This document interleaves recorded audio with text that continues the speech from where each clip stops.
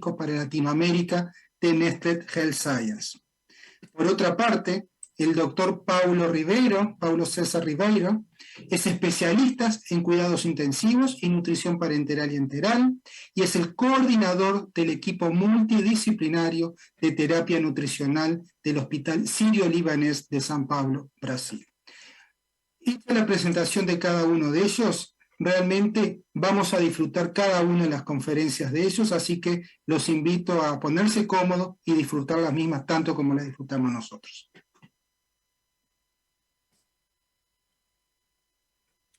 Olá a todos, espero que todos estén bem. Mi nombre es Valéria Brown Rosenfeld, yo hablo de Brasil, e hoje vamos falar um pouco sobre as melhores práticas da terapia nutricional na UCI. Mi tema é falar um pouco da jornada do paciente crítico e com que eu devo preocupar-me. Este é meu conflito de interesse. E quando eu hablo da cronologia da enfermidade crítica, estamos falando de em la jornada que fases este paciente vai estar em sua jornada de la internação em la terapia intensiva, que pode ser desde um momento muito temprano, que é a fase aguda crítica, em los primeiros 3 hasta 5 dias, hasta uma fase que seja crônica persistente de mais de 15 dias de internação. E para estas fases vamos a ter necessidades calóricas e proteicas que são diferentes e que necessitam ser cambiadas em acordo de que fases este paciente está. Sabemos que temos pacientes que podem estar no começo da terapia intensiva ou com mais de 100, 120 dias, 2, 3 meses de internação em la UCI. E sabemos que para este paciente que empieza em sua jornada de terapia intensiva, se a nutrição não é bem hecha, as terapias como a nutrição são subótimas, este paciente pode quedar assim, muito desnutrido, sem funcionalidade e sem condição de ter alta hospitalária. Então, é muito importante ter em conta que a jornada do paciente crítico deve ser mirada com muita atenção com relação às necessidades que esses pacientes têm. Quando vamos a ver a idade, o seguimento destes pacientes depois da alta hospitalária, como na resposta a um questionário neste estudo, vamos ver que 40% dos pacientes que estiveram na terapia intensiva têm uma perda de peso de mais de 10 quilos.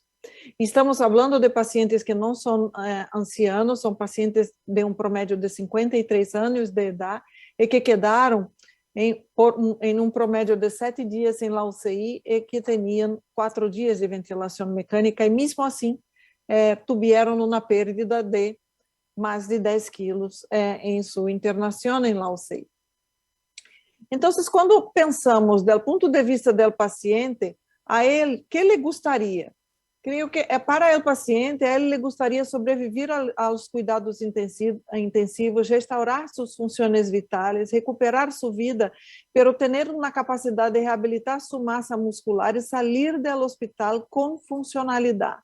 Este é um tema muito importante, esta é uma terapia intensiva que eu já trabalhei, que trabalhávamos muitíssimo, não só com nutrição, mas também com exercícios físicos, aun quando ninguém falava muito sobre este tema. Então, que sabemos que quando vamos a ver as encuestas de terapia nutricional em la terapia intensiva, esta é uma das encuestas que foi feita por la Sociedade Europeia de Nutrição Parenteral e Enteral. Sabemos que não existem regras definidas para a ingestão calórica. O objetivo nutricional rara vez se alcança depois do 5º dia. Não há um ajuste de calorias associado ao peso do paciente.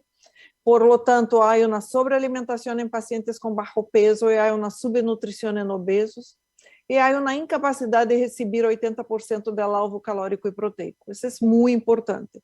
Então, há que elegir as formulações que sejam adequadas para estes pacientes para que podamos lograr êxito em la oferta de calorias e proteínas. Desde há muito tempo, esse é um estudo de Villet que foi publicado em 2005, se habla de la deuda calórica em la UTI. Então, esse é um dos primeiros estudos que nos demonstrou que se temos uma deuda calórica ao largo dos dias, vamos a ter maior tempo de estância hospitalária, maior incidência de complicações maior número de infecções, maior número de uso de antibiótico, mais dias de ventilação mecânica. Então, sabemos que existe um impacto que é muito importante de não ofertar calorias adequadas a estes pacientes. Esta deuda calórica vai a generar piores resultados clínicos. Este é um outro estudo, agora mais recente, incluso com Covid-19, que nos habla a mesma coisa. Mais de 200 pacientes em ventilação mecânica. E no dia 4, 65% de los pacientes conseguiram alcançar o objetivo calórico. E no 7º dia, só 77% de los pacientes, 77%, tiveram a meta calórica alcançada. Então, alcançar o objetivo calórico no dia 4 reduziu a mortalidade em 54%. Então, chegar à meta calórica no dia 4 levou a uma redução da mortalidade em 54%. Isso é muito importante. E quando falamos de deudas, esse é um outro estudo publicado por IE em 2015, que habla mais ou menos o mesmo. Quando há uma deuda calórica de mais de 6.000 calorias e uma deuda proteica de mais de 300 gramas de proteína, em 14 dias de estancia hospitalária em la UCI, lo que temos é um aumento da estancia em la UCI, uma diminuição de los dias livres de ventilação mecânica em 28 dias, um aumento da estancia hospitalária, um aumento da mortalidade hospitalária, um aumento da mortalidade em 30 dias, 3 vezes maior risco de uma alta para um serviço de apoio terciário. Então, esse é um serviço de reabilitação. Então, estes pacientes, mesmo aqueles que vão sobreviver, não vão para sua casa, vão para home care ou vão para um serviço de reabilitação e não vão ter suas vidas com capacidade funcional novamente. Quando falamos de práticas nutricionais em la UCI, esse é um estudo mais recente, de 2020, que foi publicado em JPEN, e este é um estudo muito interessante porque se vamos ver, vemos que com este estudo probamos, é possível comprovar que a nutrição é um fator independente para funcionalidade pós-alta hospitalária, porque aqui que temos pacientes que estão somente em via oral, pacientes que estão com via oral ou com alguma nutrição que seja enteral ou parenteral, ou pacientes que estão exclusivamente com nutrição parenteral ou nutrição enteral. Se vamos a ver o Nutri-Score, que é um score de gravidade, é muito maior em los pacientes que estão com nutrição artificial exclusiva. Isso nos parece um tanto que óbvio. Pero quando vamos ver a funcionalidade, não houve diferenças, porque em todos os grupos a oferta de calorias e proteínas foi muito baixa. Se vamos a ver os pacientes que estão exclusivamente com via oral, estamos falando de 9 calorias por quilo e de 0,3 gramas de proteína por quilo. Estes são os que vão muito mal. E mesmo que não sejam tão graves, vão ter um resultado de funcionalidade que é tão malo quanto os pacientes que são mais graves quando comparamos com o Nutri-Score. Então, esse é um estudo que, se vamos a ver a tabla, é um estudo que nos hace a comprovação de que a nutrição é um fator independente para os resultados de funcionalidade pós-alta. Então, o que devemos fazer com estes pacientes? É necessário que um paciente crítico seja evaluado em termos de seu risco e do seu estado nutricional, de sua estabilidade, função intestinal, metabolismo, composição corporal, e para aqueles pacientes que são críticos crônicos, a avaliação da PICS é um tema extremamente importante. Para isso, devemos fazer um tamizaje nutricional, avaliação nutricional desses pacientes, fazer uma avaliação da estabilidade, uma avaliação da função intestinal, se há uma avaliação de metabolismo com calorimetria indireta, por exemplo, uma avaliação de composição corporal é cada vez mais importante na UCI, para ser uma eleição de que vamos fazer, se é nutrição enteral ou nutrição parenteral para estes pacientes. Então, Una barreira para a nutrição sempre vai ser a estabilidade hemodinámica.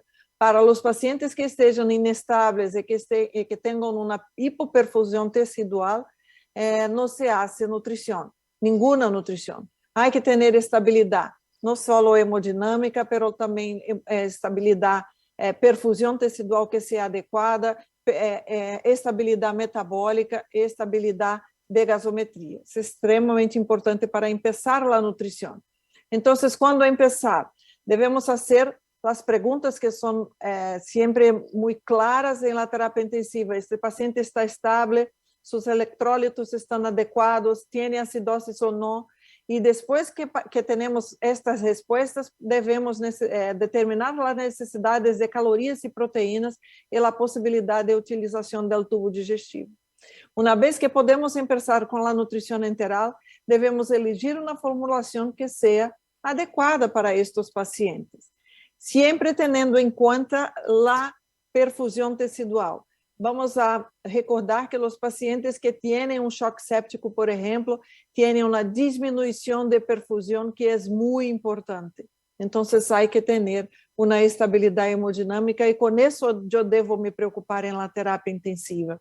Sabemos que o fluxo sanguíneo da mucosa intestinal aqui arriba é muito diferente do fluxo sanguíneo que chega em la base da mucosa intestinal, porque há uma diminuição do contenido de oxígeno que vai hasta a parte mais arriba da velocidade intestinal. Então, há que se preocupar com isso também, porque a vezes chega um fluxo sanguíneo que não seja adequado aqui, a mucosa intestinal, as criptas e velocidades vão estar sofrendo.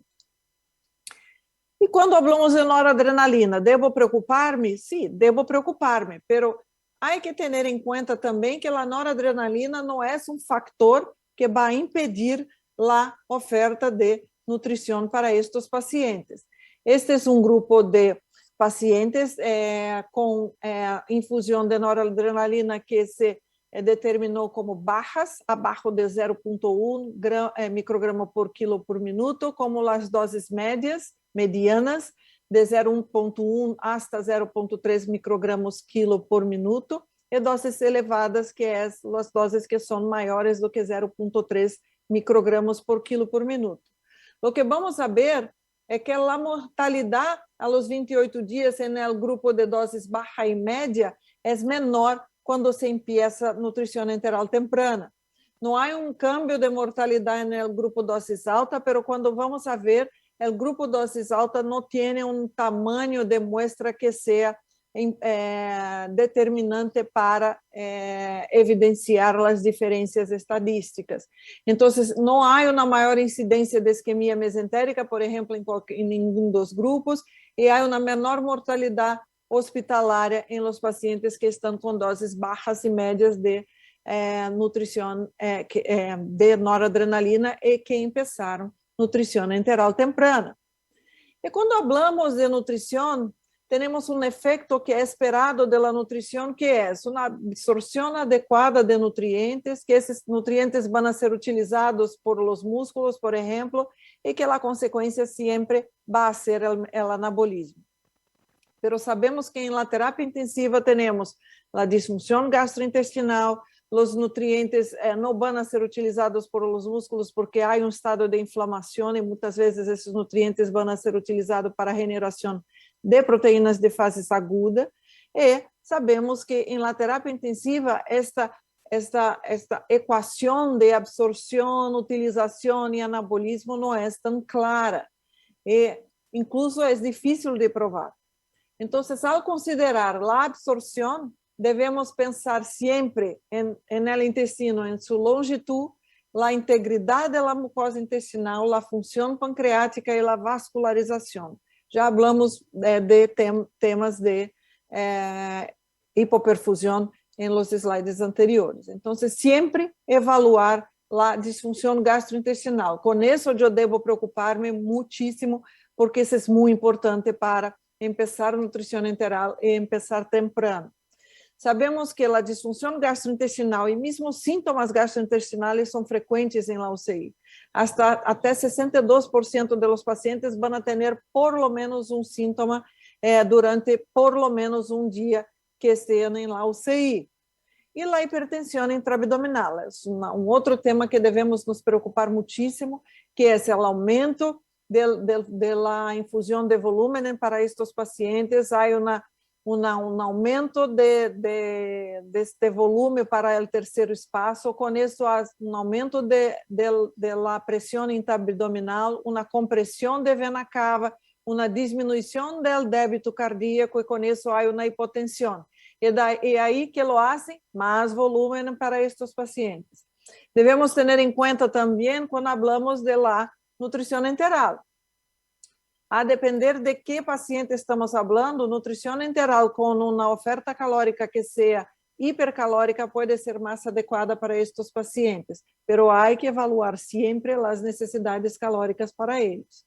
Quando falamos de aumento de pressão intraabdominal, esse é um tema muito importante em la terapia intensiva. Os pacientes que têm uma pressão intraabdominal maior têm uma maior mortalidade, tanto para pacientes que estejam com uma internação por motivos clínicos, como para pacientes que estejam em cirurgias eletivas ou cirurgias de trauma ou cirurgias de emergência.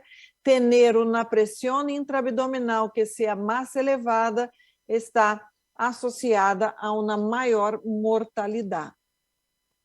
Então, quando falamos de empezar nutrição enteral, todas as guias não falam o mesmo. Vamos começar temprano, este é o momento para começar a nutrição enteral.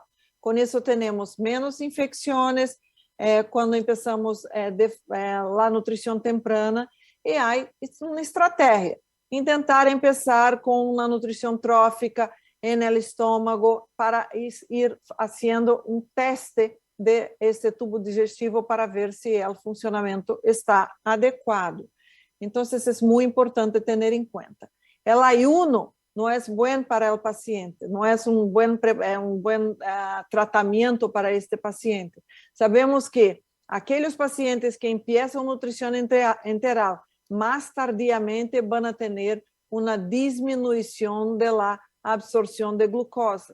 Então, empezar temprano, incluso, é uma forma de estimular o funcionamento e a absorção do tubo digestivo.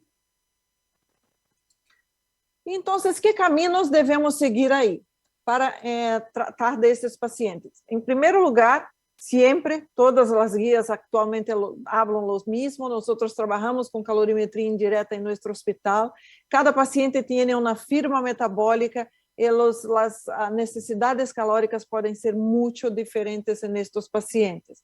Sabemos que em los primeiros momentos da terapia intensiva, os pacientes não necessitam tantas calorias quanto pensávamos, a vezes os gastos são de 15 até 20 calorias por quilo, pero quando começamos na segunda semana, esses pacientes podem estar mais hipermetabólicos. Esse é o estudo LIP-COVID de Paul Wischemeyer, que nos mostrou que nos pacientes com COVID, no primeiro momento da terapia intensiva, os gastos são mais ou menos de 15 calorias e depois quedam a 25 a 30 calorias por quilo na segunda semana da UCI. Aqui, se não vamos a elegir uma formulação que seja adequada, não vamos a conseguir alcançar 30 calorias por quilo, porque o volume de nutrição enteral pode ser muito importante para estes pacientes. Quando vamos fazer uma comparação de concordância de las fórmulas que temos disponíveis no mercado, na literatura médica e la calorimetria indireta, vemos que a concordância é muito mala. Solamente o Harris e Benedict têm uma correlação, pero é de 50%. Então, ter um calorímetro faz toda a diferença. E como fazer?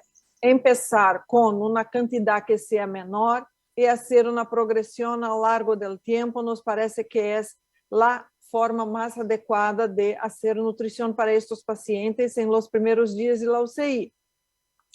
Pero há que ter em conta que depois do quinto ou sétimo dia, esses pacientes podem estar cambiando de fases e necessitam de uma oferta calórica que seja mais elevada.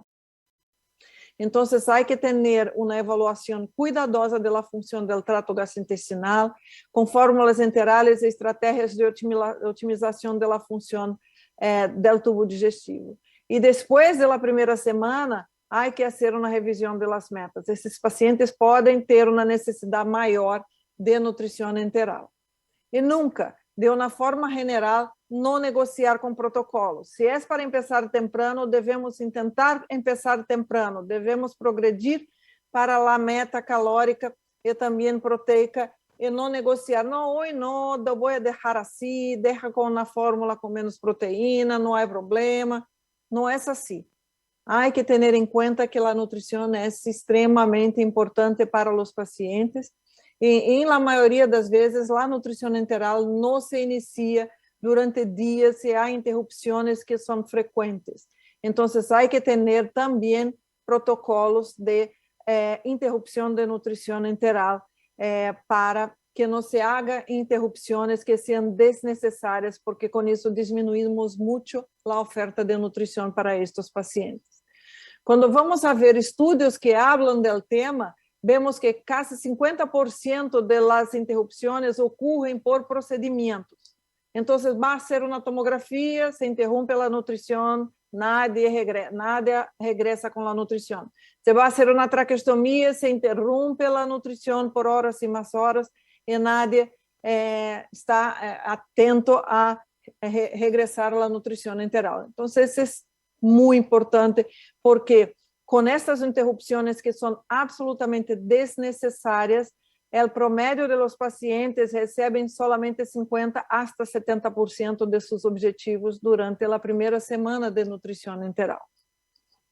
Então, minhas conclusões são: começar temprano sempre, estratificar o risco do paciente, as tamizajes nutricionais, incremento gradual em los primeiros dias, preferivelmente ter uma calorimetria indireta, observar os signos de tolerância gastrointestinal e de la disfunção, ter como objetivo 80% de la meta calórica em los pacientes de alto risco hasta o fim da primeira semana de la UCI, fazer ajuste en el suministro de calorías y proteínas a lo largo del tiempo. Las necesidades calóricas y proteicas van a cambiar a lo largo del tiempo.